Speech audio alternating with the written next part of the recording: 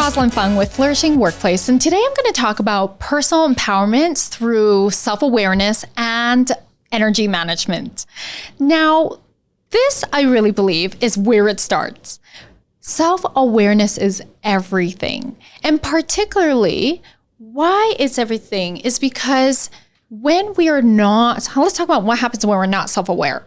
We're not paying attention to what's happening within us, and we're not paying attention to what's happening around us. And particularly as leaders, it's so important to pay attention to how we're feeling, what we're thinking, how we're being and showing up in the world, and particularly with our team members, paying attention to what's happening with them. If we're not aware within ourselves, it's hard to be aware outside of ourselves. And so self-awareness, the benefits of it is when we become so self-aware, we can ask ourselves very powerful questions that can be transforming. They will create breakthroughs so that we can see with more clarity, align it if it's not with our vision, with our purpose, if we realize it's not aligned. And oftentimes the things that really shift us are when things aren't going right? When things are going right, we're like in flow, we're in our element. But when things are not going right, that's when we're like jolted out of our seats. And we then need to take a step back and go, what's happening here? And so one very, very important concept that has changed my own life and the way I show up in my life and my business is taking radical personal responsibility. Accountability is the other word for it. And what this means is believing that and knowing, not just believing, but knowing that life happens for us and through us. Life happens for us and through us, and not to us. That is victim mentality. When we believe that things are happening to us, then that takes us out of a sense of having control in our lives. We all want control in our life. And so when we can really move into the belief and the truth that life is always happening for us and through us, even if things aren't going the way we want, we're always co-creating it. So that means we can always step back and reflect and evaluate by asking ourselves powerful questions. One of them being, how am I co-creating this situation right now? What part do I play in it? And sometimes it's not obvious. Sometimes it's, and actually I'm going to say often, it's our blind spots.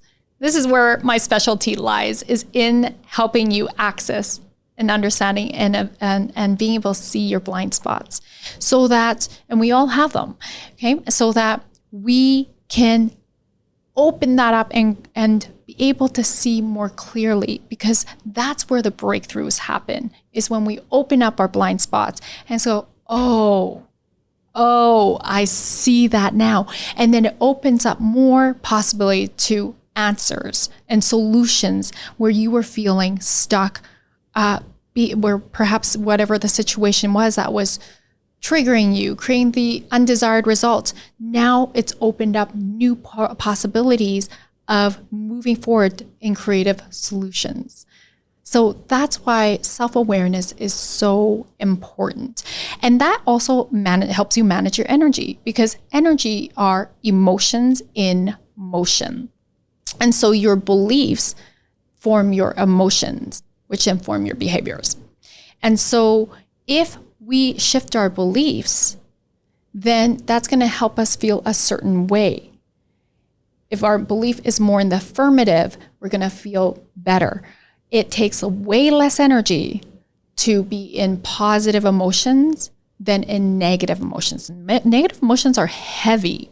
They're very heavy. In fact, there is something called the map of consciousness, where Dr. David Hawkins actually scientifically measured emotions. And at the very bottom is shame. Shame is the heaviest emotion there is. At the very top is enlightenment. Okay, and so this is divided into low vibrations and high vibrations. So the top of the low vibrations is pride. And when we move into the first of the high vibrations is courage. And if you think about this, it takes courage to strip off that pride, to strip off that ego, to strip off those masks, to strip off those negative beliefs and look at ourselves. It takes courage. So that when we move into courage, all of a sudden we feel lighter because it has a higher vibration.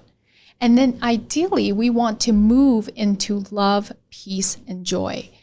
And we ideally want that to be our normal state of being, which is, by the way, our birthright. This is absolutely how we are born into the world, is in this vibration of love, peace, and joy.